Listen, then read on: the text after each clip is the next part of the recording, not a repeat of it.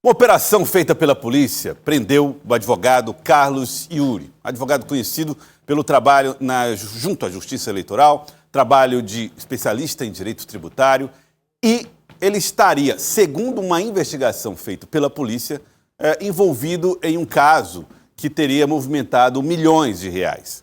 Claro, tudo é parte de um processo de investigação que envolveu ele e mais duas outras pessoas.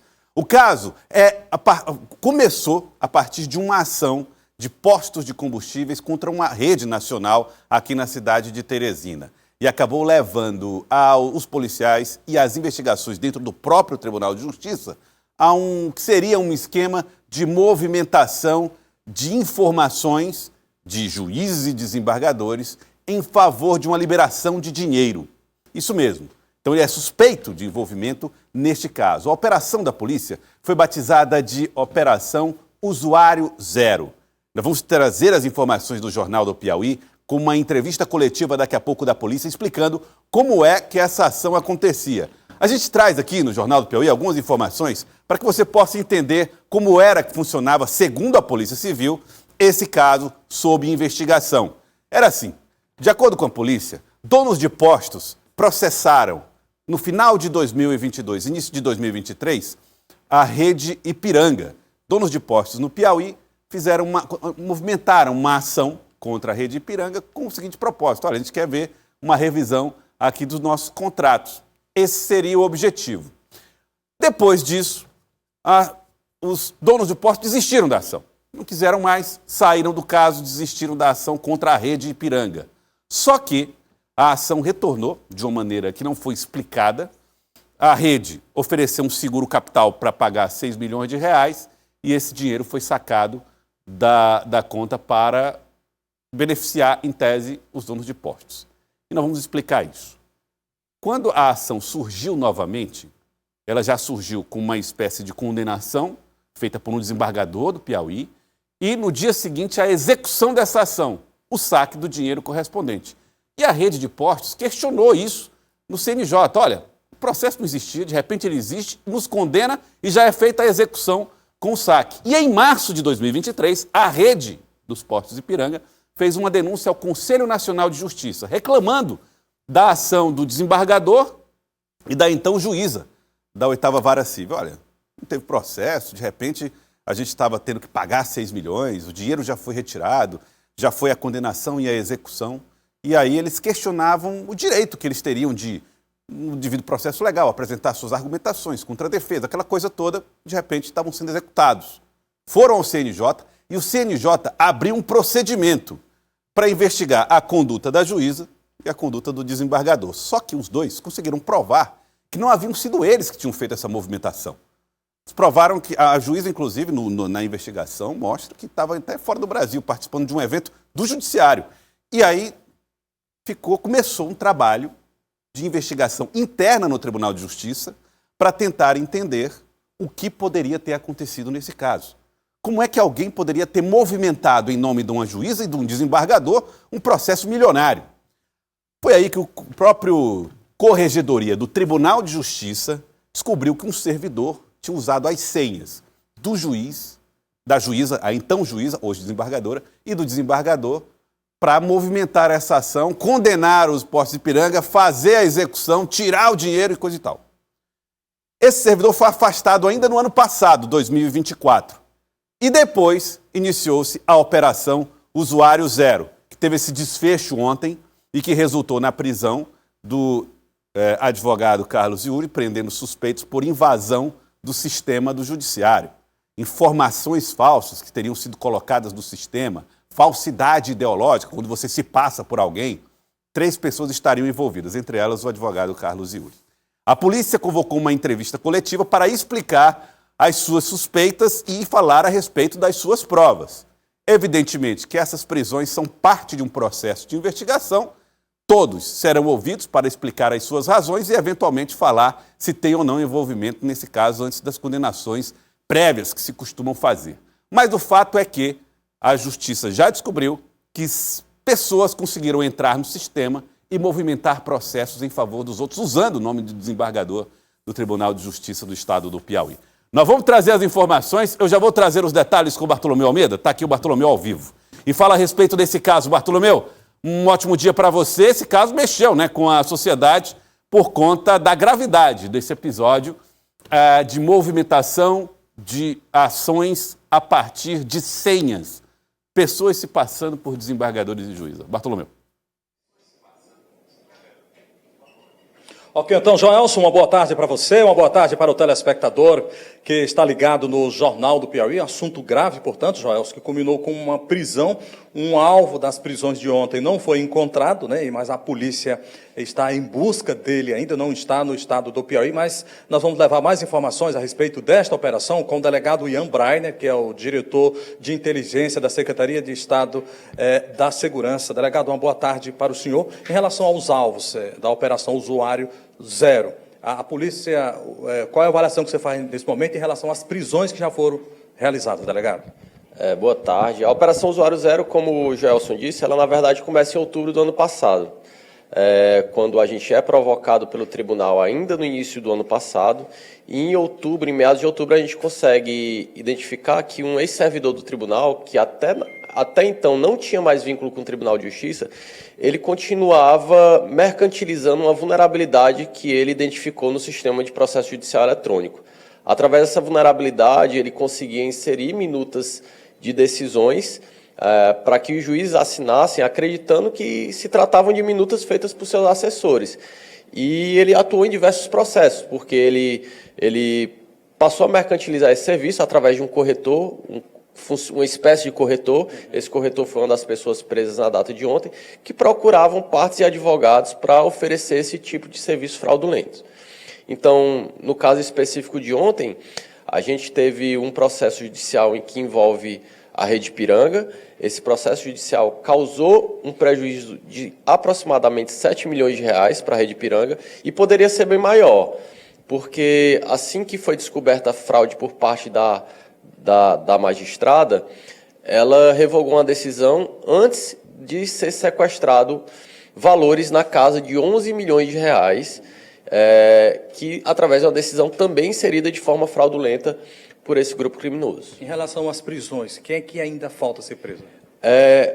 O primeiro investigado nosso, que foi esse servidor, ele desde então ele adota uma postura muito colaborativa. Ele vem colaborando com a investigação, com essas investigações, e eles atuaram em uma grande gama de processos. Ou seja, essa operação ela pode vir a desencadear diversas outras fraudes. Então, cada processo desse se trata de um crime isolado. Então, outras fraudes podem vir a ser desvendadas pela polícia, e a gente está, como eu disse, esse indivíduo está colaborando com a persecução, com a investigação, e ainda tem muita fase da operação. Mas ele está preso, esse ex-servidor? Ele ainda está preso. Então, preso nessa operação, o advogado Carlos Yuri, esse ex-servidor, tem um outro nome também envolvido que está foragido? O outro indivíduo que que foi preso ontem foi esse indivíduo que atua como uma espécie de corretor. E há um mandado de prisão em aberto, e a gente pode falar isso porque se trata de um mandado que está público no Banco Nacional de mandado de prisão, em face de um empresário do ramo de posto de gasolina que era parte nesse processo judicial. Okay, então, delegado, nós temos uma pergunta do estúdio. Joelson Jordani, por favor. Ficou claro o papel de um dos presos, né, que é o rapaz que fazia esse agenciamento. Agora, em relação ao advogado Carlos Yuri, qual era o papel dele, segundo a polícia, dentro desse caso? Joelson, esse processo de ontem, a gente ainda está colhendo depoimentos, inclusive agora há pouco já colhi novos depoimentos sobre esse processo, e o advogado era o advogado dessa ação em específico, e a título de honorários também recebeu valores que foram obtidos de forma fraudulenta.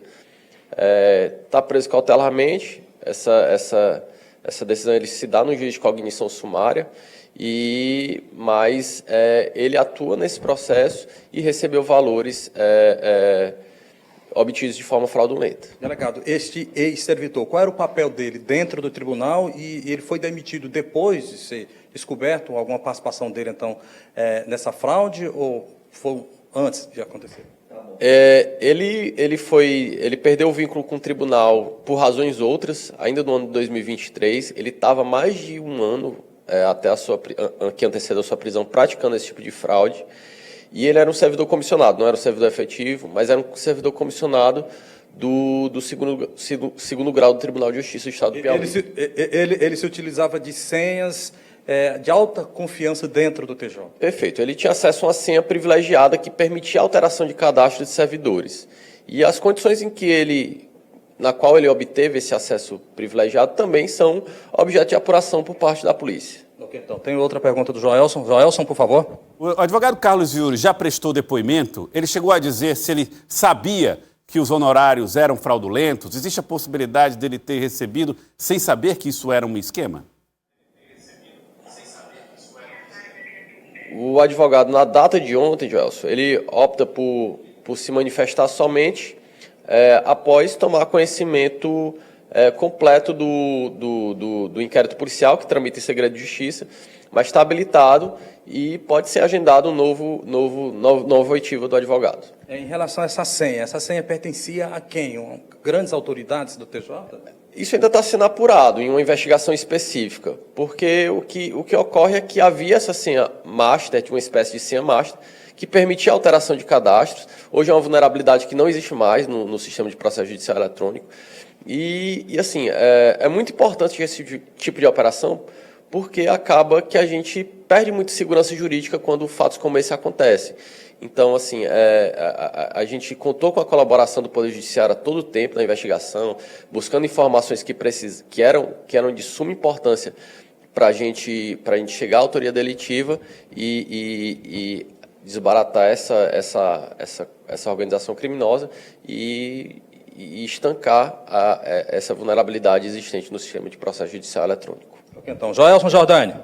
Dois desembargadores, na época uma juíza e um desembargador, foram envolvidos porque foram utilizadas as senhas deles nesses casos. Pergunto, a polícia investiga a possibilidade de outras senhas de outros desembargadores também terem sido usadas em outras operações? E como é que esses integrantes da magistratura receberam a informação de que seus nomes estavam sendo usados nesses casos? Na verdade, Joelson, uma infinidade de credencial de servidores foram utilizados por essa organização criminosa. De forma que o juiz, acreditando que uma minuta de uma decisão tinha sido feita por um assessor seu, que na verdade nada mais era do que 6 funcionários se passando por um assessor, ele assinava, obviamente, porque confia no assessor que ele nomeia para ocupar tal cargo. Então, a gente não tem indícios de que tenham tido acesso indevido na assinatura de decisões, mas sim na confecção de minutas. Então, minutas eram inseridas indevidamente na caixa de juízes no sistema de processo judicial eletrônico para que eles assinassem acreditando que aquela minuta tinha sido feita por um assessor. Nesse caso aí, os desembargadores estão como vítimas, então? Perfeito.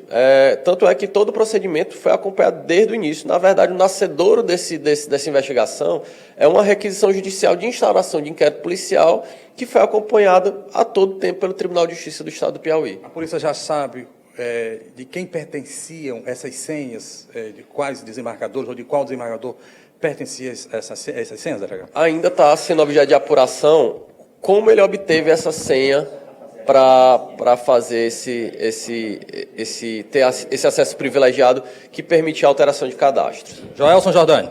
Delegada, o senhor tocou num ponto que é importante, eu acho que é fundamental até para que as pessoas em casa entendam um pouco da complexidade desse caso.